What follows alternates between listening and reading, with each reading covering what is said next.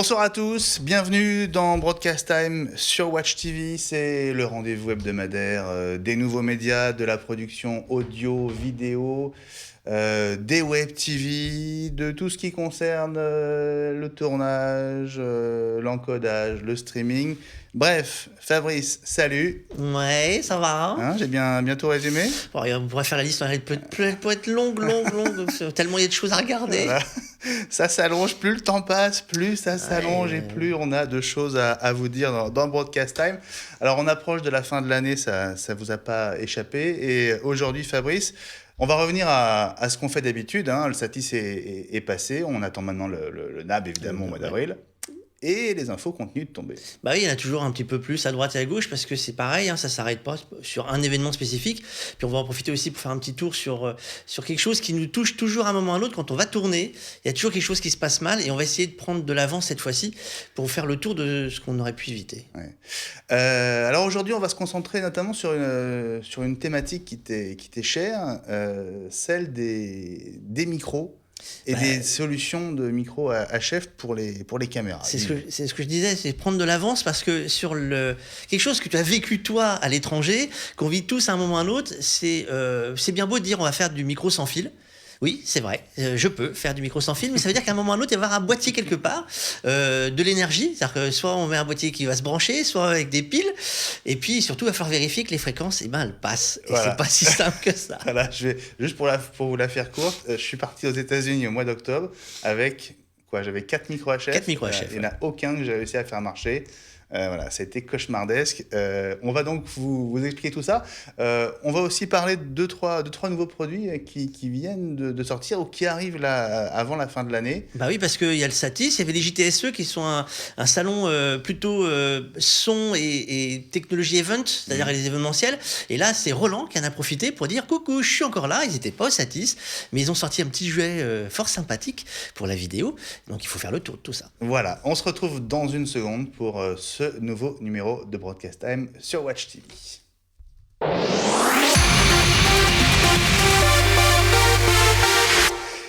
Et donc on va commencer, Fabrice, par une nouveauté de chez Roland, une marque qu'on suit depuis l'IBC d'il y a 2 ans avec beaucoup d'attention. Hein. Bah oui, parce qu'il nous avait dit, vous allez voir, on a des tas de choses en carton.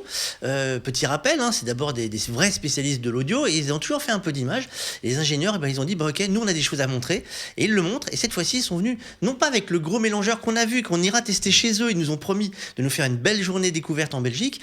Et là, cette fois-ci, ils nous ont sorti un tout petit mélangeur. Je te laisse découvrir parce que là, ça va en intéresser beaucoup plus d'un parce que c'est vraiment tout petit. Do you want to create fantastic high-resolution videos? Are you still struggling with video editing using non-linear editing software? With the V1 HD, you can create content on the spot, now. The V1 HD is just 31 centimeters long and weighs only 1.2 kilograms. It supports 4 HDMI inputs and 2 HDMI outputs for program and preview. Setup is easy. Simply select any of the supported formats, connect your cameras, computers, and monitors, and you're ready. Operation and switching is made simple with easy-to-use controls. Adjust your effects with the built-in effect knobs. Audio mixing is also possible. Connect to a computer via USB for your remote control application needs. Half the size of a sheet of paper, high-resolution HDMI inputs and outputs, intuitive operation, powerful compositing and filter effects, full audio mixer included. So compact and portable, you can take and use the V1 HD anywhere.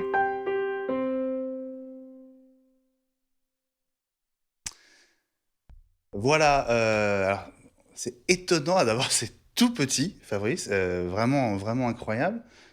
C'est une vraie petite régie qui tient sur un coin de table, quoi. Ah oui, puis un petit sac à dos, donc on rêvait d'avoir quelque chose. Un petit sac à dos et on rêvait de partir avec quelque chose de facile. Et ben c'est fait, voilà, c'est tout léger. Et puis surtout, c'est qu'il faut voir le tarif. On est à peine à 1 000 €. Oh non. Si, on dépasse à peine les 1 000 €. C'est hallucinant. Donc là, c'est quelque chose qui, on rappelle, pour la production audio-vidéo, le plus difficile, souvent, c'est juste le mélange des caméras. On a juste besoin de dire, j'enchaîne ma caméra à droite avec ma caméra à gauche. C'est tout ce que j'ai besoin. Et là, ils l'ont fait. Et moi, je trouve, de ce côté-là, ils sont très subtils. Ils sont pas venus au Satis le présenter. Regarde la taille du truc. Enfin, il y a quoi ? Il y a 3-4 ans, on a vu arriver le télévision studio de Blackmagic, qui était la première solution pour 4 entrées. C'était du rack, c'était quand même pas très pratique à bouger. Hein. Et puis surtout qu'il fallait un ordinateur pour le piloter. Il fallait aussi gérer la partie audio qui était pas simple. Et là, ils ont pris une télécommande, et ils ont mis la machinerie à l'intérieur. Moi, je trouve que sur ce côté-là, ils ont été très forts parce que toutes les petites associations, tous ceux qui font des petits concerts, tous ceux qui font des petits événements, qui n'ont pas besoin de quelque chose de compliqué, ils ont juste besoin de mélanger les images. On voit, il y a 4 HDMI là qui rentrent. Exactement. À l'arrière. Et aujourd'hui, même si tu as des caméras pro, on sait décoder le HDSDI en HDMI, donc au pire des cas, on saurait s'adapter. Et il y a tout ce qu'il faut. Oui, au pire, on met un convertisseur derrière. C'est ça, exactement. Ouais. Pour ça, là, ils ont fait... Regarde, la moitié de la taille d'une feuille de papier. C'est un demi A4, quoi. C'est du A5. Et ce qui fait qu'avec des caméras grand public, vous voulez faire un petit truc pour tous ceux qui font des blogs, tous ceux qui font moi, je reprends les petites assos qui font des petits concerts, des caméras grand public sorties HDMI, petite régie, sac à dos, quoi. Tu le vois venir le test, là, dans Broadcast? Bien sûr que je vois venir le test. Bien sûr que oui. Mais c'est vrai que... Alors, ça, c'est vraiment le petit boîtier entrée de gamme qui sera... le boîtier, on va dire, nomade de chez Roland. On a vu le V1200 qui est en train d'arriver, qui est une grosse régie de ME et autres. C'est vrai que voilà, ils ont une gamme aujourd'hui qui se tient la route. Et moi, à la place des gros, je commençais à me dire, enfin, je réfléchisse à trouver des solutions parce que ce petit boîtier juste de commande, c'est quelque chose qui est demandé par tout le monde. C'est-à-dire que moi, j'ai croisé énormément de gens qui me disent, est-ce que tu connais un petit boîtier qui me permet de piloter juste le soft que j'ai ou la thème ou autre? Alors, il existe des solutions. On en montrera bientôt des nouvelles. C'est vrai que là, moi, je trouve qu'ils ont fait fort. Bon, 1 000 €, tu le disais, Fabrice, ça arrive quand? Parce qu'on a envie de l'avoir. Moi, sur certains sites, c'est déjà marqué disponible. Écoute, je ne sais pas pourquoi on l'a pas déjà sur ce plateau. Parce que l'actualité fait qu'on est un peu partout. On est un peu partout et que les commerciaux qui font le tour aussi pour Noël en disant ah, les gars, pensez à nous, font également le tour et ils ne sont pas forcément disponibles pour l'instant. Mais coucou, j'arrive. Non, mais c'est vrai qu'on a toujours en tête les problématiques de transport. Dès qu'il faut prendre l'avion, on est ultra limité maintenant. On sait que les valises, c'est 23 kilos, 32 si on est en premium ou en business. On a droit à généralement un sac en cabine. TriCaster, NewTek est arrivé avec le TriCaster Mini. C'est vrai qu'on peut mettre la régie en cabine, au-dessus de ta tête. Là, non seulement on peut le mettre en cabine, mais on peut aussi prendre une caméra avec soi. Tellement c'est petit. Ouais. Et c'est vrai que pour ceux qui n'ont pas... On en revient, ça ne fera pas tout. Mais pour ceux qui n'ont besoin que de faire de l'enchaînement d'images, ce sera parfait. Après l'intégration de sous-titrage, de logos ou autres, on a des solutions soft ou des solutions plus générées avec informatique qu'on peut additionner, qui seront possibles. Donc effectivement, ils ont fait fort. Voilà, je crois qu'on va très très vite mettre la main sur on rappelle son nom, c'est le V... -1 HD de Roland. Fabrice, on va continuer. Là, on va entrer dans le cœur de ton métier de base, parce qu'au départ, toi, tu es un homme du son. Oui. Et donc, on va faire un petit point sur ces solutions HF. Un petit récap, parce qu'effectivement, on a tous des problèmes à un moment ou à un autre avec les micros HF. Alors d'abord, il ne faut pas oublier qu'il y a eu des réglementations qui ont évolué à cause de la TNT, à cause de tout ce qui est la 4G. Les fréquences, ouais. Donc, il a fallu déjà, tous les appareils d'une certaine époque, il a fallu les mettre au placard. Pourquoi? Parce que les fréquences ne sont plus utilisables ou elles sont surtout tellement fortes pour les autres. Vous avez l'armée, la téléphonie haute, donc de toute façon, vous ne cherchez pas les brancher, ça ne marchera pas. Donc, il y a eu déjà un premier coup de vis et il a fallu changer les appareils. Je peux te poser une question bête? Ouais. Est-ce que c'est une mauvaise idée de ne pas utiliser du matériel sur les fréquences autorisées dans le pays dans lequel on est? Et deuxièmement, est-ce que d'un point de vue légal, est-ce qu'on court un risque? Alors, le risque, je pense pas, le temps qu'on trouve ce que vous faites avec votre appareil pour vous dire vous n'avez pas le droit. Non, par contre, le seul problème qu'on va rencontrer, c'est que la plupart du temps, ça ne va pas marcher. C'est-à-dire que vous allez pouvoir entendre votre voix normalement à l'autre bout, sauf qu'à un moment ou à l'autre, vous allez avoir quelque chose de plus fort, plus près de d'où vous êtes, et là ça ne marchera pas. C'est-à-dire que vous allez avoir soit du bruit, du parasite ou autre, soit carrément pas de son. Donc de toute façon, il vaut mieux se renseigner partout où on va, mais ce n'est pas seulement valable à l'étranger, c'est qu'en France également, il ne faut pas oublier à vérifier là où on est, dans quel secteur on est, ce qu'on peut faire, parce que ça dépend des zones. Si plus près vous serez d'un émetteur TNT, par exemple, plus près vous avez de risques d'avoir des fréquences moins disponibles. Alors il y a des solutions aujourd'hui pour scanner. Si on est au pied de la tour de l'émetteur, ça marche moins bien. Alors ça marche moins bien. Ça dépend. Ça va dépendre de. Ça va dépendre. Là où ce qui est bien, c'est en bas de l'émetteur. Oui, non, mais c'est pas ça. C'est que ça marche moins bien, sauf si on n'est pas du tout dedans. C'est-à-dire que là, on sera tranquille, parce que du coup, le reste est tellement arrêté que ça marche bien. Non, ce qui marche bien au bas d'un émetteur, c'est une télé. Tu mets une télé sans antenne, ça marche.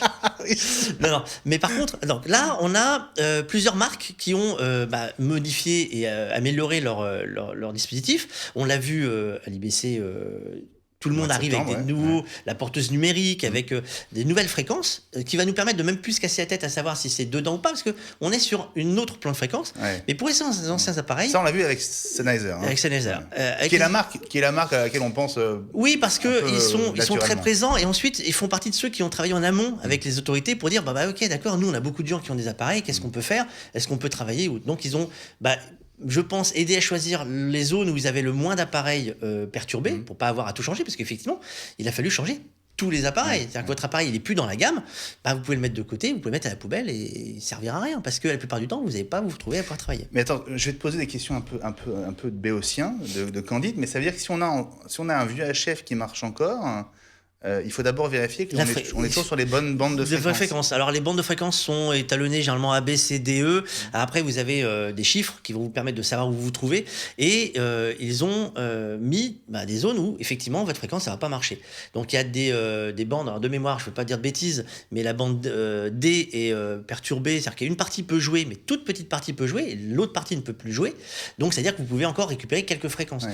Le problème est, au point de départ, sur les appareils haut de gamme, on a souvent beaucoup ce qu'ils appellent le nombre de plages de fréquences. C'est-à-dire que vous avez la possibilité d'aller chercher une fréquence qui sera libre plusieurs fois. Les appareils moins haut de gamme, moins pro et de marques dites alternatives, là on a plus de risque de tomber dans les fréquences perturbées. Donc il faut vraiment faire attention. Aujourd'hui, ils appellent ça les appareils DD Ready, ou il y a DD comme TNT Ready. DD la malice. Voilà, c'est ça un peu. Ils ont digital, je sais plus quel est le deuxième mot, mais c'est ça. Vous avez normalement peu de risque de tomber sur quelque chose qui ne marche pas, mais il faut toujours vérifier, parce qu'effectivement. Attention en fin de série peut-être. Alors, attention aux promos. Les promos de Noël, faites gaffe les gars, les promos de Noël, c'est pas toujours le bon plan. Parce que effectivement, il faut bien vérifier qu'on est dans un appareil qui va vous permettre de vous donner la fréquence que vous espérez. Si on vous refourgue les fréquences de la fois d'avant, c'est ce qu'on voit. On voit des appareils qui se disent, il est vachement bien. Oui, il est vachement bien cet appareil. Sauf qu'effectivement, la fréquence, elle est plus dans le jeu. Donc on a un problème. Alors, on le disait Fabrice, on pense naturellement à Sennheiser, parce qu'ils se sont imposés, c'est la marque leader, on va dire. Je sais pas si c'est la marque leader, c'est qu'ils ont été très forts sur tout ce qui est scénique, donc ils sont très implantés dans les concerts et autres. Donc effectivement, après, sur le domaine, une fois que tu as toute une gamme de micro HF, le broadcast a évolué également en micro HF. Il faut rappeler qu'à une époque, le HF, c'était pas vraiment l'apanage des plateaux de télé. C'est devenu, quand on a voulu belle image sans voir le gros micro, on a mis des micro-cravates. Donc, il a fallu mettre d'abord les micro-cravates à fil, et ensuite les micros HF. Mais attention, le HF n'est pas la solution à tout. Parce que ça pose un problématique, c'est que derrière, il faut un rack récepteur qui, généralement, prend autant de place que si on avait mis juste un fil et qui pose des problèmes. Alors, Audio-Technica, cette année, ils ont sorti une gamme numérique qui est très intéressante. Et là, on va parler de philosophie un peu de micro HF, parce que cette fois-ci, là, ce micro HF, il est, placé en système de porte-griffe.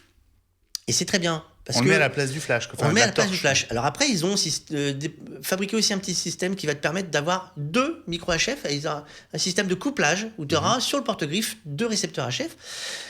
Il marche très bien. C'est bien parce qu'on a souvent 2 entrées XLR. Exactement. Donc ils ont vraiment orienté la communication et le principe de leur micro HF sur l'accessoirisation d'un appareil qui a un porte-griffe. Donc porte-griffe, c'est pas que les caméras, on pense au DSLR. Et là-dessus, 5D, etc. Exactement, GH4. c'est là-dessus qu'ils ont joué. Et je pense qu'ils ont ciblé, donc pas une gamme pro, on va dire. C'est pas une marque à laquelle on pense pour du HF. Mais non, c'est dommage parce que ça marche très bien. Mais effectivement, ils ont ciblé plutôt ceux qui sont à côté, les producteurs, les petites régies, les petits boîtiers. Et ils marchent très bien. JVC a même fait un accord avec eux pour vendre des kits micro HF avec leur caméra. Donc c'est quelque chose qui, pareil, ils ont une plage de fréquence qui marche très bien, et ils ont un système de réglage assez simple. Et là, tu le vois, tu as micro HF ou micro main. Comme tous les micro HF aujourd'hui, dignes de ce nom, on va avoir quelque chose qui se tient la route. Et il est assez propre, leur micro-main aussi. Hein. Ah oui, de toute façon, ils ont, on peut pas. De design, je veux dire. Hein. Oui, mais ils ont fait quelque chose pareil, c'est assez simple, tu vas avoir l'accès, il n'y a pas besoin d'être. Ils ont fait un raccourci, c'est la fréquence, le channel va être référencé, et après on appuie sur un bouton pour que l'autre côté, l'appareil le détecte. C'est la technologie numérique qui nous permet ça, hein. Le dialogue entre l'émetteur et le récepteur pour que ça puisse se gérer. Tous les appareils ne le faisaient pas à l'époque, maintenant ça devient, on va dire, commun d'avoir un changement de fréquence possible depuis l'émetteur, le récepteur, c'est-à-dire celui qui a la visu du son, vers l'émetteur, pour pas aller chercher le micro-cravate dans la poche pour aller régler. C'est toujours difficile de sortir. On le voit là, le pairage entre les deux boîtiers. En termes de prix, est-ce qu'Audio Technica est plutôt compétitif? Ils sont très, très bien placés. Là, on est à moins de 500 € pour le kit micro HF. Ah ouais. Donc en termes de prix, ils sont très bien placés. C'est pour ça qu'on pense pas souvent. Faut compter 200 € de plus pour Sennheiser, ouais. Voire même plus pour la gamme dont on parlait à l'IVC. AVX. Ouais. Là, on passe carrément au-dessus puisqu'on est au minimum à 800 €, voire à 1000 €. Mais voilà, un micro HF en dessous de 500 €, Audio Technica. Non, mais je crois qu'Audio Technica, suivant qui va vous le revendre, vous allez trouver des promos. Donc on va trouver à 350 € dans mes souvenirs pour certains sites. Là, on commence à avoir quelque chose de sérieux. En dessous, moi je dis méfiance, on aura forcément quelque chose qui sera moins bon, généralement le micro. Ouais. Eh oui. L'émetteur, on n'a pas trop de problème. Généralement, c'est la capsule micro et on fera juste un jour un test juste pour les capsules micro, parce que là c'est pareil. Pourquoi le micro coûte souvent plus cher que l'émetteur, le récepteur? C'est souvent parce que c'est ça qui fait la différence. C'est quoi, ça m'a manqué ces émissions un peu un peu docteur avec un peu de fond, voilà, c'est un peu docteur Fabrice. Mais je ferai venir quelqu'un qui est spécialisé, vous allez voir, on va faire venir des gens qui ont la tête dedans et qui, vous allez voir que quand il faut rentrer dedans, c'est pas si simple que ça. On le voit derrière toi, on passe à un deuxième acteur sur ce marché des HF. Shure qui revient parce qu'ils avaient un peu délaissé le côté numérique, nouveauté numérique. Et c'est récent, la nouvelle gamme arrive. Alors c'est toujours pareil, des publicités bien touchy, où on te dit on révolutionne. Faut voir. Moi, j'attends de l'avoir dans les mains pour savoir si on révolutionne vraiment. Ils ont une belle gamme qui arrive parce qu'effectivement, faut voir ce que ça va donner, à tester. L'intérêt, c'est que là, on est sur du haut de gamme. Hein, on n'est pas dans la thématique petit appareillage. Ils le disent, quand on commence à parler de réseau, de gestion, tu l'as vu, c'est en rack et autres. C'est que là, on passe sur... c'est pas la même clientèle, la publicité, hein, on le sait. C'est pas pour le petit DSLR. Là, on rentre sur quelque chose... Là, c'est du HF, mais du HF de studio. Alors là, c'est pour de la prod. Hein. Alors, on peut aussi se balader avec, parce que les racks HF, toutes les concerts, les plateaux d'extérieur vont avoir leur rack HF pour se déplacer. Ils y sont également.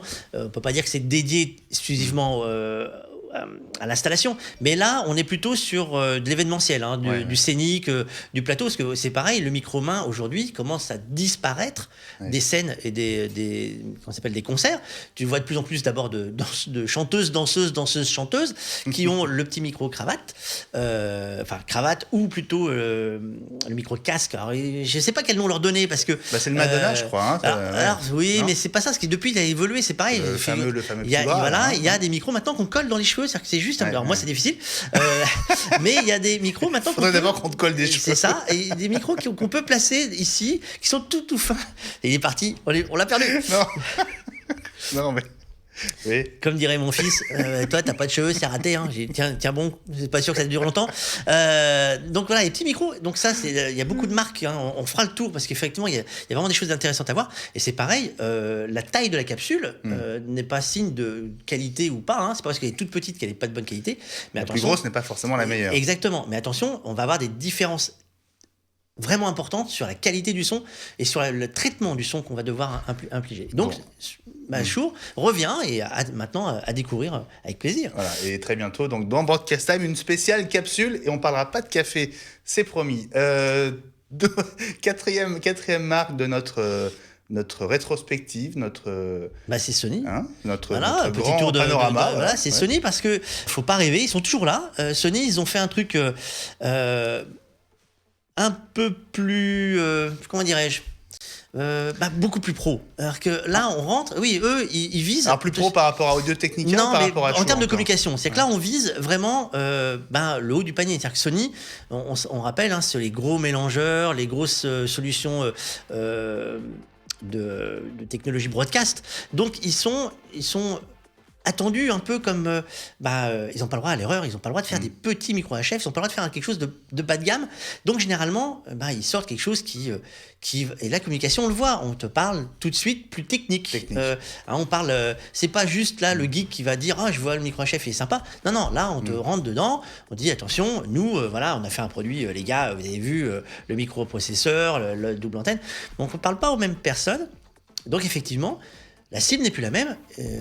Gamme de prix, on est dans la même gamme que les Sennheiser, plutôt près des 1 000 euros que des 400 euros.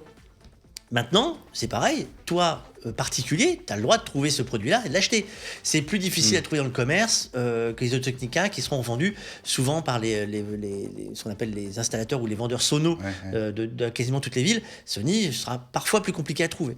Mais c'est pareil, ils ont un système qui tient très bien la route, c'est robuste. Voilà. C'est en termes de prix, on se situe comment par plus haut, on est plutôt dans la gamme des Sennheiser, plutôt près des 1 000 euros mais c'est pareil, tu vois, ils ont fait des systèmes adaptables. Donc là, c'est pareil. C'est un peu comme Apple, l'accessoire va coûter cher. C'est la Dragon d'Apple. Le petit support de Sony ou le petit câble de Sony coûtera cher aussi. Il ne faut pas oublier ce petit détail. Tout n'est pas livré en kit d'origine. En kit d'origine. Voilà pour ce tour d'horizon des HF, vous l'avez compris, on va revenir sur le sujet pour les capsules. Oui, parce qu'il y aura... C'est un point très important. Oui, surtout qu'il y en a d'autres qui sont là aussi. C'est Rode qui a fait son petit tour, qui est arrivé avec un micro HF aussi. Il y en a plusieurs qui arrivent timidement, mais qui s'installent. Et effectivement, il faudra faire le tour des capsules.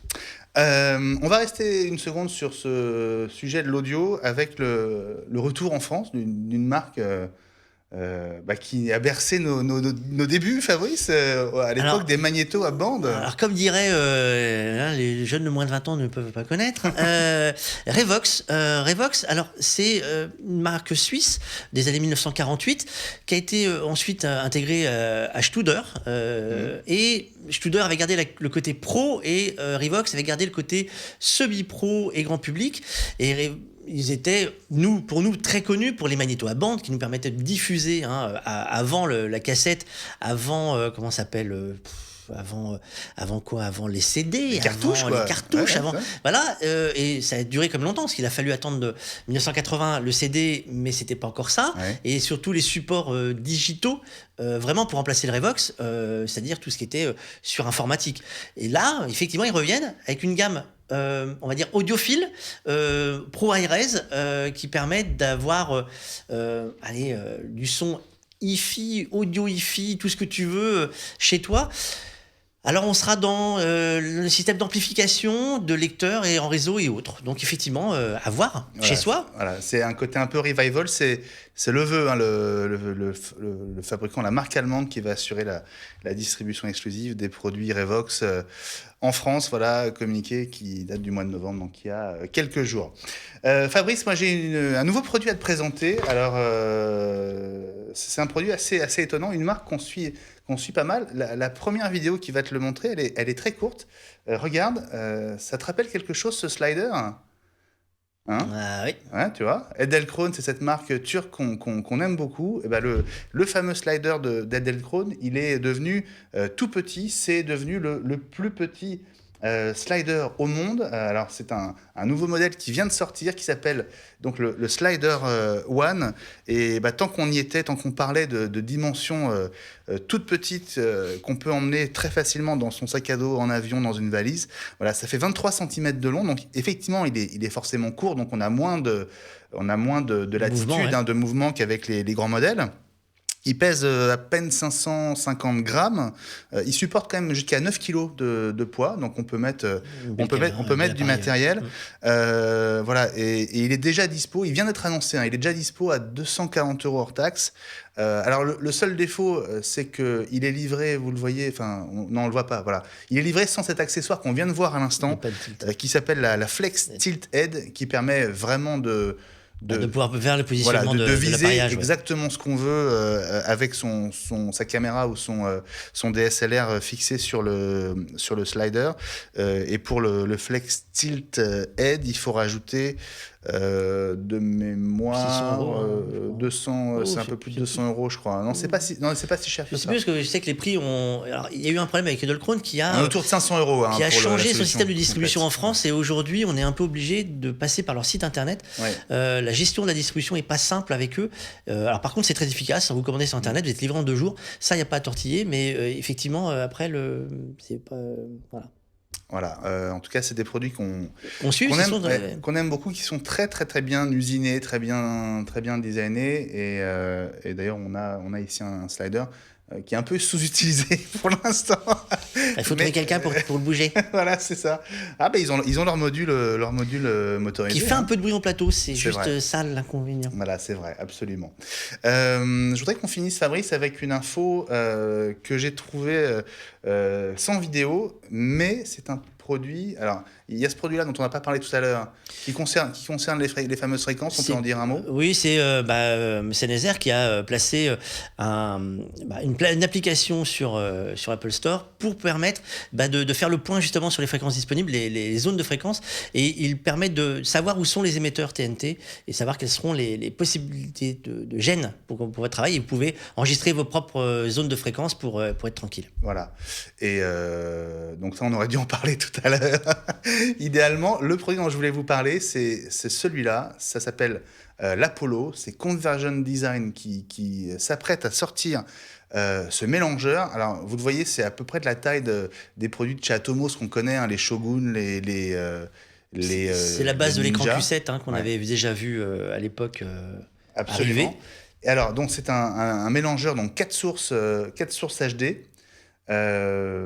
Qui permet à la fois de faire une réalisation en direct, donc un switch live, et en même temps vous enregistrez les 4 flux en ProRes sur le boîtier, et donc vous pouvez refaire une réal complète après coup. Voilà, ça arrive dans le courant du mois de décembre à un prix inférieur à 4 000 $, et on reste là, Fabrice, dans ces solutions ultra portable, puisque là aussi on est dans un appareil qui tient quasiment dans la paume de la main, quoi. De toute façon, je pense que ça sera l'avènement cette année. On a vu la miniaturisation de tous les appareils au fur et à mesure, et là cette année, je pense qu'on va passer dans la mobilité. Parce qu'il y a des réglementations qui ont évolué pour l'aviation, donc tous ceux qui ont besoin de tournage sont obligés de trouver des solutions différentes par rapport à avant, et je pense qu'on va avoir énormément de solutions qui vont arriver dans ce style-là, c'est-à-dire petites, portables, et qui amène des solutions réellement efficaces. Là, on voit un mélangeur qui te permet d'avoir un pré-mélange à la sortie pré-recordé, et que tes 4 flux pré-recordés, je pense qu'il y a beaucoup qui seront intéressés. Ouais. Et il nous manque quand même la partie streaming. Là, il faudra quand même toujours. Mais là, c'est toujours pareil. La partie streaming, il ne faut pas oublier qu'on est dans une zone, c'est quelque chose de plus et qui mérite d'être traité à part, parce que si la partie streaming, pour X raison, a un souci, tu peux mettre en péril ta partie production, alors que là, non. Donc effectivement, c'est toujours pareil. Le tout en un, on en reviendra un jour sur une émission où il faudra qu'on se pose la question, tout en un ou pas. Le streaming, il ne faut pas le négliger, il faut souvent lui donner un peu sa part, quand même. Merci beaucoup, Fabrice. C'est toujours un plaisir de te retrouver pour Broadcast Time. On vous donne rendez-vous mercredi prochain à 20h pour un nouveau numéro. D'ici là, passez une excellente soirée et une excellente journée sur Watch, où les programmes continuent. Salut à tous!